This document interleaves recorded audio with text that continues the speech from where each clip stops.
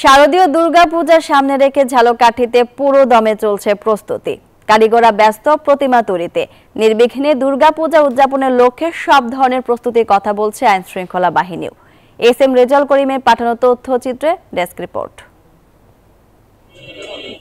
ঢাকের তালে আর শরতের শুভ্রতায় মর্তে আসছেন দেবী দুর্গা।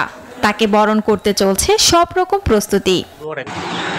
এনজিওর কিস্তি প্রথমবার বিকাশ পেমেন্ট করলেই 20 টাকা ইনস্ট্যান্ট ক্যাশব্যাক। দেবী দুর্গার আগমনী বার্তায় ব্যস্ত সময় পার করছেন প্রতিমা কারিগররা। নিপুণ হাতে বানাচ্ছেন দুর্গা, গণেশ, কার্তিক। চলছে মাটি দিয়ে দেবদেবীর অবয়ব তৈরির কাজ। একটা প্রতিমা বানাইতে হইলে একটা খড়, তারপর মাটি, তারপরে সুতলি, বাঁশ, কাঠ, লোহা, বিভিন্ন উপকরণ লাগে। আমরা 8-10 খান প্রতিমা বানাইতেছি।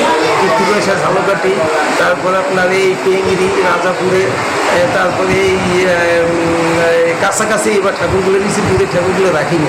এবার ঝালকাঠি জেলার সব মন্দিরই সুন্দরভাবে পেটাকে শান্তিশৃঙ্খলভাবে পূজা উদযাপন করবে। নির্বিঘ্নে পূজা উদযাপন করতে চান সনাতন ধর্মাবলম্বীরা। তাই সব ধরনের নিরাপত্তা ব্যবস্থা নেওয়ার আহ্বান জানিয়েছে পূজা উদযাপন পরিষদ। জেলায় আমরা কোনো রকম অপ্রীতিকর ঘটনার খবর আমরা পাইনি। আমরা আশা করছি নিরাপদে নির্বিঘ্নে এবারে শারদীয় দুর্গাপূজা আমরা উদযাপন করতে পারবো। এদিকে পূজাকে ঘিরে বিভিন্ন পদক্ষেপ নেওয়ার কথা জানিয়েছেন জেলা প্রশাসক। আইনশৃঙ্খলা বাহিনীর সকল সদস্য, সকল স্তরের সদস্য, পূজা উদযাপনের সাথে জড়িত ব্যক্তিবর্গ সকলে মিলে আশা করছি যে আগামী 9 তারিখ থেকে ঝালকাঠি জেলার 157টি পূজা মণ্ডপে অত্যন্ত সৌহার্দ্যপূর্ণ পরিবেশে আনন্দ উৎসবের সহিত দুর্গাপূজা উদযাপিত হবে। ঝালকাঠি জেলায় এবছর 157টি মণ্ডপে দুর্গাপূজা অনুষ্ঠিত হবে। Desk report, news 24।